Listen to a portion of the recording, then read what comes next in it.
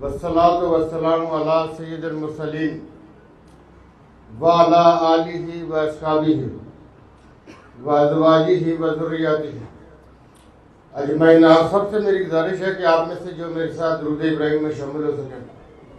अल्लाहुम्मा सल्ली अला मुहम्मद व अला आलि मुहम्मद कमा सल्लैता अला इब्राहिम व अला आलि इब्राहिम इन्नका हमीदुम मजीद। अल्लाहुम्मा बारिक अला मुहम्मद व अला आलि मुहम्मद कमा बारकता अला इब्राहिम व अला आलि इब्राहिम इन्नका हमीदुम मजीद। आज की ये इंतहाई खूबसूरत बाबरकत तकरीब के साहिब सदर सरदार अजहर सलीम बाबर साहब, retired chief justice high court Azad Kashmir, इंतहाई काबिल एहतराम हमारे भाई साबिक आमिर जमात इस्लामी अब्दुल रशीद तराबी साहब। नाम चूँकि मेरे पास लिखे हुए नहीं है, कुछ के मैं लेता हूँ मैं अपने सीक्वेंस से, क्योंकि लिखी हुई चीज़ जो होती है वो आप हिसाब से चलते हैं। फिर जिस पर मेरी निगाह पड़ी, सरदार खालिद महमूद चुगताई साहब साबिक मशीर हुकूमत पीपल पार्टी के सीनियर रहनुमाओं में उनका शुमार होता। बेटा थोड़े साइड बोलिए।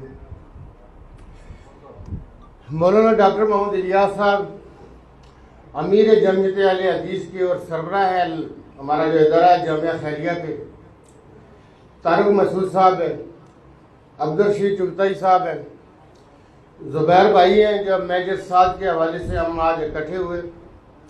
ज़ुबैर भाई आज की इस तकरीब के हवाले से शौकत साहब के साथ बाकी अपनी सारी फैमिली के साथ ये इस तकरीब के मेज़बान भी हैं और ये इनका एजाज़ भी है इस हवाले से कि मैंने इस तकरीब को बाबरकत कहा है कि जहाँ पे शोदा की बात हो, इस्लाम की बात हो, गाजियों की बात हो, मार्का करबला की बात हो, तो उससे बड़ी बाबरकत जगह कोई और हो नहीं सकती। उनके साथ आगे जनाब सरदार अकबर साहब हैं, प्रोफेसर आसिफ साहब हमारे चेयरमैन ज़िला बाग, सरदार मुख्तार खान साहब है साबिक हमारे मोहतसिब आला हैं, और मेजर अब्दुल करीम बेग साहब हैं, मेयर हैं बाग के। बेटा थोड़ा सा इस साइड पे हो जाए। मिर्ज़ा वहीद बेग साहब बैठे हैं, इनके साथ पीछे इफ्तिखार रशीद साहब बैठे हैं। सरदार ताहिर अकरम साहब रावलकोट से तशरीफ़ लेके आए, आपका शुक्रिया। राजा सईद इनकलाबी साहब हैं, मलिक साहब हैं, राजा वाजिद नूर साहब हैं, तारिक इकबाल साहब हैं। तारिक इकबाल साहब को थके थके ज़्यादा लग रहे हैं। आप सरदार अकबर साहब को देखें, अभी तक बड़े फ्रेश बैठे हुए हैं। सरदार अब्दुल रहमान साहब बैठे हैं, सरदार ताहिर रशीद ताहिरी साहब हैं, उन्होंने महफिल को जो है ना बड़ा वो गरमाया। उस पर यह है कि वो तारिक मसूद साहब उसको लेके चले, लेकिन वो बाद में एक्चुअली हुआ कि रशीद ताहिरी साहब के साथ इतफाक ही कर गए वैसे बातों में। सरदार गुलजमान साहब बैठे हैं हमारे साथ, वहाँ पातशोर से ताहिर सुल्तान साहब हैं, सरदार अफनान साहब हैं, शबरेज साबर साहब हैं, सगीर बेग साहब हैं, राजा रियाज साहब हैं, राजा आरिफ साहब मैंने देखे थे, मौलाना अमीन साहब शायद चले गए हूँ, सैयद अताउल्लाह शाह साहब शायद चले गए हूँ, यहाँ पे जो आप लोग बैठे थे। शोकत साहब आप हैं, आप भी इस तकरीब के मैंने रुए रवा लोगों में से हैं। और जो भी यहाँ पे हाजी इफ्तिखार साहब को मैंने देखा था, किसी का दे अगर नाम इस वक्त रह जाता है तो नाम आपके मेरे दिल में होते हैं, क्योंकि मैं कोई लफाजी की बात जो है मौलाना अमीर साहब आगे सगीर बेग साहब आपका नाम रहा नहीं है, इस दफा ले लिया हमने, क्योंकि राजा रियाज साहब पे मेरी नज़र पड़ गई थी। मैं आप सब राजा कमर साहब हैं, मैं आप सब लोगों का ताई दिल से शुक्रिया अदा करता हूँ और आपकी खिदमत में अस्सलाम वालेकुम कर। अगरचे जो आप लोगों ने मुंतजमीन ने टाइम रखा था, सरदार अजहर सलीम बाबर साहब को भी, चूँकि स्टेज सेक्रेटरी साहब पे बहुत दबाव था, लेकिन पुंछ के किसी खिता में प्रोग्राम हो तो उसमें चूँकि मुकर्रीन को आपने ज़्यादा से ज़्यादा एकोमोडेट करना होता। अच्छी बात है बाज़ औक़ात सुनने में, चूँकि मैं अक्सर एक शेर पढ़ा करता हूँ कि वो कहते हैं कि अंदाज़े बयां बदल देता है बात, वरना तो कोई बात नहीं होती। हो सकता है किसी के कहने के बात करने के अंदाज में ऐसी बात हो कि जिससे हमें कोई उससे फ़र्क पड़ सकता हो। तो आज जो मेजर साद बिन ज़ुबैर शहीद के हवाले से जो जस्टिस साहब ने बड़ा वो एक्सप्लेन किया, चूँकि मेरी पीछे दिनों शौकत भाई के साथ बात हुई थी, तो इन लोगों ने ये कहा कि हम मेजर साद के नाम से एक ट्रस्ट बनाना चाहते हैं, जिसके हवाले से, और मैंने इनका एक बोर्ड भी पिछले दिनों में जब बाग आया तो मैंने लगा हुआ देखा तो मुझे बड़ी खुशी हुई। यूं तो जो भी लोग यहाँ से चले जाते हैं उनके नाम के हवाले से मैं अक्सर, अगर मेरी किसी से मुलाकात होती है, उसके अगर वालिदैन में से कोई बहन भाइयों में से, तो मैं यह कहा करता हूँ कि उनके लिए कोई सदका जारिया का काम करें। किसी की वालदा का इंतकाल हो जाए, वालिद का हो जाए, बहन भाइयों का हो जाए, और सदक़े के हवाले से जो हमने उलमा कराम से सीखा है, इसमें मिकदार मैटर नहीं करती, आपकी नीयत मैटर कर रही होती है, आपका इखलास मैटर कर रहा होता है कि आप उसके लिए सदका जारिया के हवाले से कोई चीज़ कंट्रीब्यूट करना चाहते हैं, तो वो आपका जो इखलास है वो मैटर करता है। तो मैं बहुत सारे लोगों से ये गुजारिश किया करता हूँ कि अगर आप रोज़ाना घर में 1 रुपया 50 पैसे, 25 पैसे या 10 रुपये या 50 रुपये वैसे देना जो है ना, ये उसका जिसका दिल होता है। मैंने कई जगहों पे चंदा देते हुए ये जो हमारे मजदूर होते हैं ना, लेबर तबके से जो तल्लक रखते हैं, आप अल्लाह पे यकीन करें, मैंने उनको बड़े बड़े मोटे मोटे जो अमीर लोग हैं उनसे ज़्यादा चंदा देते देखा। ये दिल की बात होती है और अल्लाह की ब्लेसिंग भी होती है। ये अल्लाह की ब्लेसिंग के बगैर, मैं अक्सर ये लोगों को कहा करता हूँ और मैं अपने हवाले से कहता हूँ कि मैं कहता हूँ कि अगर मैं अच्छा हूँ तो मेरा क्या कमाल है। सरदार तनवीर कई होंगे, तनवीर नाम के कई लोग हैं, मेरे रिश्तेदारों में भी होंगे, मेरे इलाके में भी होंगे, आज़ाद कश्मीर में कितने होंगे, पाकिस्तान में कितने होंगे। कमाल तो उस ऊपर वाले का है जिसने मुझे ऐसा बनाया है। अगर मेरे अंदर कोई अच्छाई का पहलू है, मैं अपने लिए, आप क्रेडिट दे रहे होते हैं कि मैं किसी का हक नहीं मारता, मैं लोगों के लिए बुरा नहीं सोचता, मैं ये सोचता हूँ, मैं वो सोचता, मेरा क्या कमाल है। कमाल तो उसका है जिसने मुझे ऐसा बनाया। मुझे भी वो ऐसा अगर मैं बन जाता कि मैं लोगों के हक पे नजर रखता, मैं गलत को गलत न समझता, मैं बुराई को बुराई न समझता, तो ये तो क्रेडिट ऊपर वाले का है कि उसने अगर कोई अच्छाई का पहलू है तो ये ऊपर वाले की ब्लेसिंग से ही सारी चीजें होती हैं। बंदे का अपना कुछ नहीं होता, ना हम इस पोजीशन में होते हैं कि कुछ कर सकें। मेजर साद की जो रात थी, या हमारे जो दूसरे ऑफिसर यहाँ पे मेजर वकास और एक और तारक मसूद साहब ने नड़ियोले के एक मेजर साहब थे उनका नाम लिया, या जो मेजर गिलानी साहब जो आज मुजफ्फराबाद में जिनका तदफीन हो रही है, या पूरे हमारे मुल्क के वो सिपाही की सूरत में हूँ, वो नॉन कमीशन ऑफिसर्स हैं या कमीशन ऑफिसर्स हैं। बुनियादी तौर पे सैयद शोदा हजरत अमीर हमजा की जो शहादत है गज़वा उहद के अंदर, दूसरे गज़वात के अंदर, ये गज़वात वो हैं जिनके अंदर रसालत मआब सल्लल्लाहु अलैहि वसल्लम ने खुद शिरकत की और लीड किया, वो गज़वात कहलाएंगे। तो हजरत अमीर हमजा जो रसालत मआब के चाचा थे, उनकी शहादत से लेके जब आप करबला की तरफ आते हैं, मैं अपने हर माफी ज़मीर में ये कहता हूं कि लोग कहते हैं कि इमाम मजलूम थे। यासीन बेग साहब आप पे नजर नहीं पड़ी थी, आप उधर चले गए थे। सरदार मोहम्मद खान साहब है, क्योंकि अपनी तकरीर के बाद जो है दूसरों की सुननी, वो भी सुननी पड़ती है। इमाम हुसैन इंतखाब थे खालिक कायनात का। ना किसी की माँ सैयद जैसी थी, न किसी का नाना रसालत मआब जैसा था, न किसी का बाप अदरे करार जैसा था। मैं जब बाद का ये गुजारिश करता हूँ कि अल्लाह ताला ने जब ये कहा कि नफ़्ल नज़ल ज़िक्र व इन्ना लना हाफिज़ून, तो ये उस बुनियाद पे था कि करबला में बर्पा होना। कोई मुझे कुरान पाक के एक लफ्ज़ के अंदर तब्दीली करके दिखाए। इमाम हुसैन की जो शहादत है, बनु उमैया की 150 साल की हुकूमत, इमाम आली मकाम की शहादत ने हर जगह पे एक हुसैनी खड़ा कर दिया, जिसने कहा कि मैं दीन की गैरत और हामियत पे जान दूंगा। यहां आले रसूल वो 70 या 72 की तादाद में आप कहते हैं शहीद हो गए, लेकिन जो गैरत और हामियत जागी, तो इस बुनियाद पे मुझे कोई कुरान पाक में तारीफ करके दिखा दे, कोई हदीस में करके दिखा, किसी की जुर्रत है। तो जो मेजर साद बिन जुबैर जैसे जो शहीद हैं, ये हुसैन की राह पे चलने वाले हैं। हुसैन की राह पे चलने वाले वो वतन के अंदर वो किसी ख्वारिज की सूरत में फितना ख्वारिज हो, फितना हिंदुस्तान हो, कोई शोरश हो, माज बॉर्डर पर भी हो सकता है, माज इंटरनल भी होता है, ये जितने लोग कुर्बानियां दे रहे हैं। लेकिन मैं आज एक बात आपसे करता चलूं कि जो सबसे पहले हमारे मुल्क में बगावत हुई 1951 में, जिसमें जनरल अकबर खान, कर्नल राजा तसद्दुक, ब्रिगेडियर लतीफ, फैज अहमद फैज, एक साजिश केस थी 1951 की। उस साजिश की अगर हकीकत से आप पर्दा उठाएंगे तो जनरल अकबर को जो दुख था कि जो पाक आर्मी को कश्मीर के मार्ग पर फ्रीडम नहीं दी गई, जो पहली बगावत थी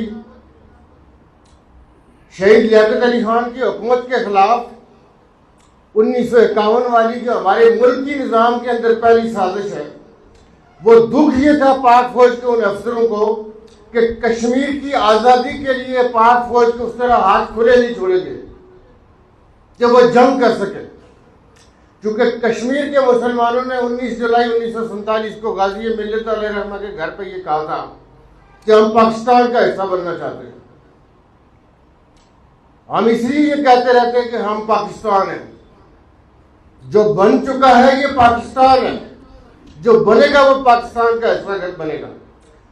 सैयद अली शाह गिलानी अलैहि रहमा ने भी ये कहा कि हम पाकिस्तानी हैं, पाकिस्तान हमारा है।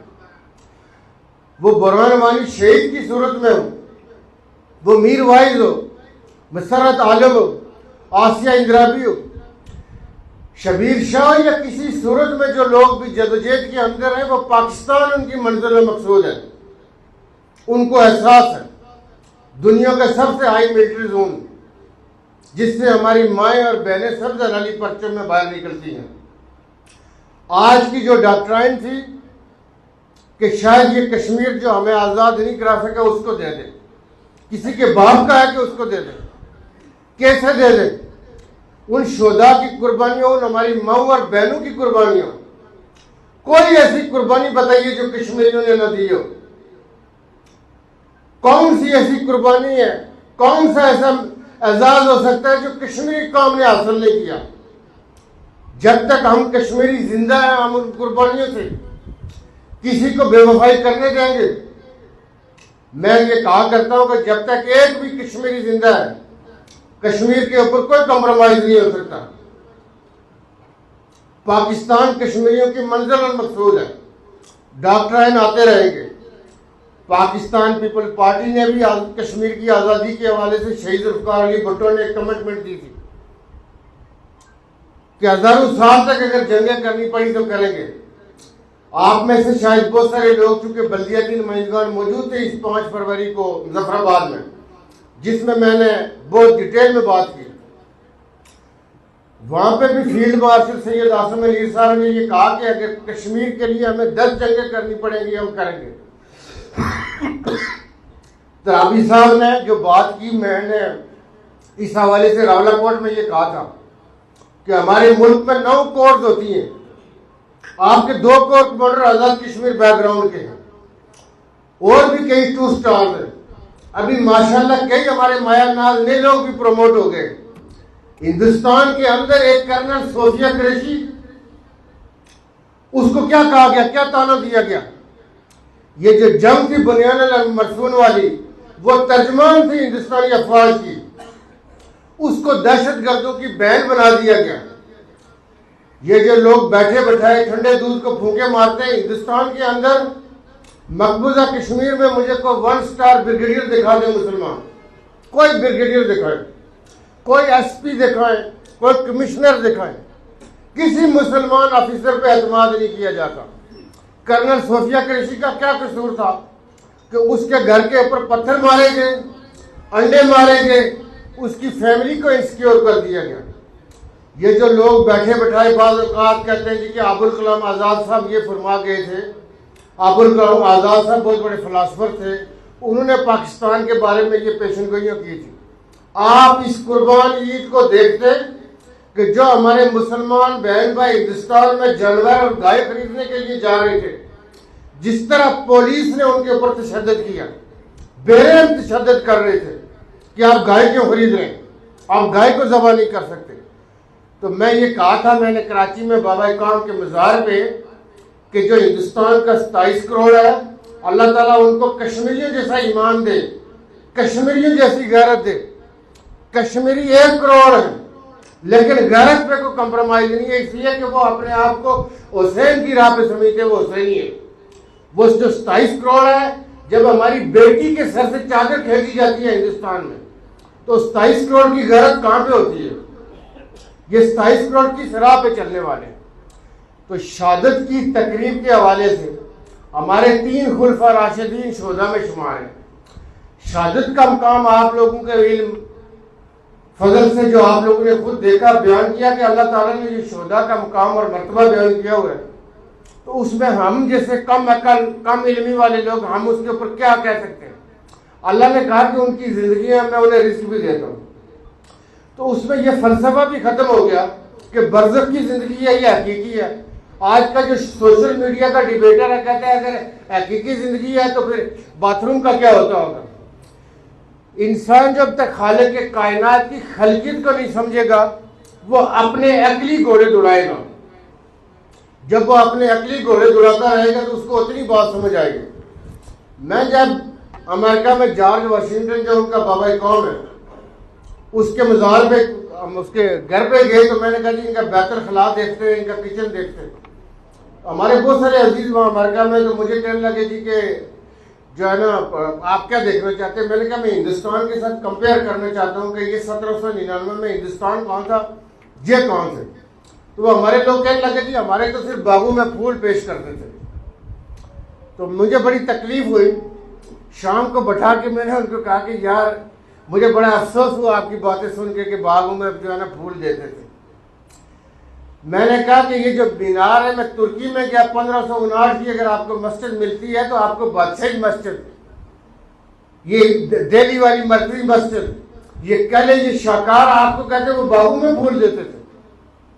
मैंने कहा ये जो औलिया इकराम के मज़ारात हैं, मैंने कहा जो इल्म के ऊपर काम हुआ है, मैंने उनको बताया कि मुल्ला अली नदवी जब फौत हुए तो सऊदी अरब के अखबारात में मैंने देखा मौतुल आलम की सुर्खियां लगी। मैंने कहा इस बड़े सगीर में जितना दीन इस्लाम में काम हुआ है उसका आपका तसव्वुर नहीं है, और उसका अशरे अशीर भी नहीं है जो इस बड़े सगीर में काम हुआ है।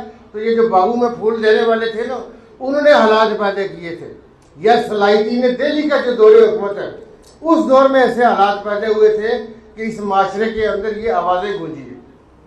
मैं इस हवाले से जो ज़्यादा आप चुके, मैं जब वहाँ खुद बैठा हुआ भी ये महसूस कर रहा था, तो आपकी कैफियत का भी मुझे अंदाज़ा है कि जो आप लोग जो इस कैफियत से है, लेकिन आपके साथ चूँकि मेरा कोई एक ओपिनियन नहीं है कि मैं उस पर बात करूँ, बातचीत होती रहेगी। कल भी मेरे पास रावलाकोट पाशियों से पीपल्स पार्टी के हमारे काफ़ी लोग गए थे।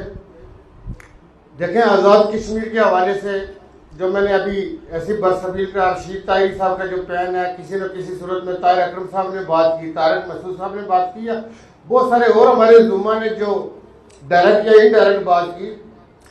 आज़ाद कश्मीर 13,500 स्क्वायर किलोमीटर की रियासत है। सिंगापुर सिर्फ 712 स्क्वायर किलोमीटर है। आपकी एक तहसील की साइज इतना नहीं है सिंगापुर। इंटरनेट के ऊपर आप में से कोई भी अपना फोन खोले चेक कर लें।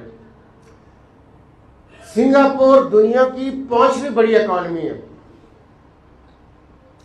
आज़ाद कश्मीर में कुछ नहीं किया गया। लोगों ने बाहर जाके मेहनत मजदूरी की, घर पक्के कर लिए, टीन की चादरें डाल दी। या हमारा जो बाहर का डायस्पोरा है, जो हमारा खुई रट्टा से, मीरपुर से, भिम्बर से, कोटली और फिर बाद में दूसरे इलाकों से बर्तानिया में या दूसरी यूरोपियन जगहों पे चले गए, या अमेरिका कनाडा में भी हो गए। लेकिन आज़ाद कश्मीर में आपने उनके लिए कुछ नहीं किया कि एक बच्ची या बच्चा बाइज्जत तरीके से घर से निकले, काम पे जाए और शाम को वापस अपने घर पे आ जाए। आज़ाद कश्मीर में बल्दियाती नुमाइंदगी के हवाले से आज भी जब मैं पहुंचा तो मेरी बात हो रही थी कि जी दोबारा शायद मुझे कईयों बेग साहब कह रहे थे कि दोबारा नहीं होंगे। मेरा ईमान है कि दोबारा होंगे, दोबारा भी जब होंगे हम ही हुकूमत में होंगे, इंशाल्लाह हम करवाएंगे। जो इस वक्त आपको वो वसाइल नहीं मिल सके, ये लोगों की कोता अंदेशी है, ये कम अकली है। ये बल्दियाती नुमाइंदे सारे के सारे इलेक्टेड है। जब मैं गवर्नमेंट में था तो मैं क्यों आप लोगों को मुजफ्फराबाद पहुंचा के बगियों के थ्रू घोड़ों की थाप के ऊपर आपको रिसीव करने चाह रहा था। मेयर जो होता है वो शहर का बाप होता है, जिले का चेयरमैन जो होता है वो जिले का बाप होता है।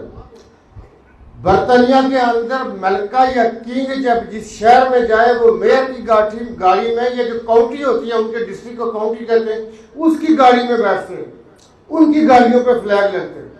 तो मुझसे जब उस वक्त मीडिया ने पूछा था तो मैंने कहा था कि मैं मुजफ्फराबाद में ये दिखाना चाहता हूँ, या बाद में हमें सोच वालों ने कहा कि इस्लामाबाद कन्वेंशन सेंटर में करें कि बकिंगम पैलेस को ये पैगाम दिया जाए कि जो हम तुम्हारे गुलाम थे, तुम आ गए हो, हम आज भी बागैरत हैं, जमहूरियत को समझते हैं, सियासत को समझते हैं और अपने इलेक्टेड नुमाइंदों के वेट को समझते हैं।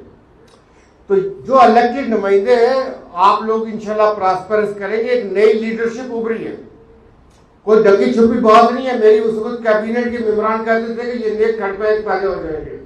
मैंने कहा ये आप कहते खड़पैच है, मैं कहता हूँ ये हमारे एक्सटेंडेड आर्म्स है। आज़ाद कश्मीर में जो इन्वेस्टमेंट की जो मैंने कल बात की थी कि 1000 अरब से ऊपर का हम टारगेट रख रहे हैं। मैं जब प्राइम मिनिस्टर था, रासर खेमा के अमीर ने मुझे कॉल की कि जी मुजफ्फराबाद एयरपोर्ट पे जहाज लैंड कर सकते हैं। ये एमटीबीसी वाले महमूद भाई हैं, हमने टेस्ट फ्लाइट शुरू कर दी थी मुजफ्फराबाद रनवे के ऊपर। सियालकोट एयरपोर्ट 3200 कनाल पे चल रहा है, एयरलाइन भी अपनी है। चौधरी मजीद साहब के जमाने की मीरपुर में हमारे पास 12,000 कनाल जगह है एयरपोर्ट के लिए। अगर आपका मुजफ्फराबाद एयरपोर्ट इंटरनेशनल चलना शुरू, अभी स्कर्दू में मिडिल ईस्ट की तमाम फ्लाइटें स्कर्दू रनवे पे उतरनी शुरू हो गई हैं। आपका तमाम हजारा डिवीजन और अफ्ताबाद जो है वो आपके मुजफ्फराबाद एयरपोर्ट को इस्तेमाल करेंगे। रावलाकोट में 85 में 2 फोकर आते थे, उसमें 500 का टिकट होता था। आज वहां पे वैसे गाय बकरियां फिर रही हैं। आज़ाद कश्मीर में जो पोटेंशियल है वो इंशाल्लाह हमने एक्सप्लाइट करने। आज का चूंकि शहीद शोधा के हवाले से मैं जो हमारी जो मुसल्लह अफवाज है वो मुल्क को जो बैरूनी चैलेंज हो या अंदरूनी चैलेंज हो उसमें उससे निपटने के लिए जो हमारे जवान और ऑफिसर जो है वो जो कुर्बानियाँ दे रहे हैं हम उनको सलूट करते हैं। वो हमारे सरों के ताज हैं और उनकी कुर्बानियों के सिले में हम चैन की जिंदगी गुजारते हैं। वो पहरा देते हैं, आम आदमी जिंदगी गुजारता है। मैं जब वज़ीर आज़म बना तो पहला जो मेरी ईद थी, 2-3 दिन बाद वो ईद थी, तो मैंने ईद जो की हमने जेलम वैली में लीपा में जो हमारे स्टेशन कमांडर थे, बड़े मायानाज ऑफिसर थे, इस हवाले से कि जज्बात से पता चलता है। उन्होंने जब मुझे वो लोग दिखाए जो डायरेक्ट शेलिंग से, किसी के दोनों टांगे नहीं थी, किसी के एक बाजू नहीं था, मतलब मेजर डिसेबिलिटीज थी। तो ब्रिगेडियर साहब मुझे तारफ कराते हुए रो पड़े, मुझे कहने लगे प्राइम मिनिस्टर साहब ये मेरी बेटी देखें, इसके एक बाजू नहीं है, ये मेरा बेटा देखें, इसकी दोनों टांगे नहीं है, जो हिंदुस्तानी शेलिंग से अफेक्ट हुए थे। तो ब्रिगेडियर साहब वहां पे रो रहे थे और मुझे तारफ कराते हुए, तो मैंने ईद वहां पे जाके सेलिब्रेट की थी। तो ब्रिगेडियर साहब ने क्या कहा कि ये जो लोग इतने हौसलामंद है हमारे एलओसी के ऊपर रहने वाले कि ईद शबरात हो तो हमें पूछते हैं कि सर आपके लिए क्या बना के लाए। हम कहते भाई हमारे पास पूरा अपने इंतजाम मौजूद है, लेकिन ये कहते हैं हम जो हमारे फार्मर जिम्मेदार एलओसी के ऊपर रहने वाले वो कहते हैं कि साहब आप लोग यहाँ पे मौजूद है तो हम जिंदा है। तो ये एक जज्बा मौजूद होता है अगर आप एलओसी के ऊपर रहने वालों का, तो वो चीज़ मैंने खुद देखी और मैंने वहाँ पे आज गरीब तड़प रहा है तो मैं अपने मुंह से वो तारीफ नहीं करना चाहता। मैंने वहाँ पे जो जितने भी जख्मी लोग थे उनको क्या इनामात दिए और मैंने पाक फौज के जो जवान थे उनके लिए भी मुझे कहा गया कि सिर्फ इनको मिठाई दे, तो मैंने मिठाई नहीं दी, मैंने वो रकम दी जो उन्होंने कहा इससे पहले कोई नहीं देता, उसके लिए दिल चाहिए होता। लेकिन वो जो जज्बात है, वो जो सीन थे, मैं खुद भी जज्बाती आदमी हूँ, जहाँ पे मैंने सख्त ज़बान इस्तेमाल करनी है वो भी करता हूँ, जहाँ पे रोने की बात है लेकिन रोता वही है जिसके अंदर वो दिल में अल्लाह ने कुछ डाली है। वैसे बंदे को आंसू आ नहीं सकते, पत्थर दिल जो लोग होते हैं। तो आज मैं इसी के ऊपर ख़त्म करता हूँ, फिर इंशाल्लाह किसी और मौके के ऊपर आपके साथ हम करेंगे। आज आप सब लोग थक चुके हैं, तो मैनेजर साहब में ज़ुबैर, और ये बात बिल्कुल यहाँ पे मुकर्रीन ने ये बात यहाँ पे तराफी साहब ने भी की, बाकी अताउल्लाह शाह साहब ने भी की, बाकी लवाकिन ने, कि ज़ुबैर भाई, क्योंकि हम सारी फैमिली सारे इसमें मुतासर होते हैं, लेकिन ये एजाज की बात है। ये हुसैन वाली राह, हुसैन की जो सुन्नत है, इस खानदान को अल्लाह ताला ने मुंतखब किया। इस फैमिली के, इस जिले के, पुंछ के और इस रियासत के बेशुमार हमारे ऑफिसर इस वक्त मुख्तलिफ जगहों पर बरसरे पैकार हैं, जो है ना जाने देने, बल्कि मौलाना इलियास साहब ने भी इसके ऊपर बड़ा एलिब्रेट किया।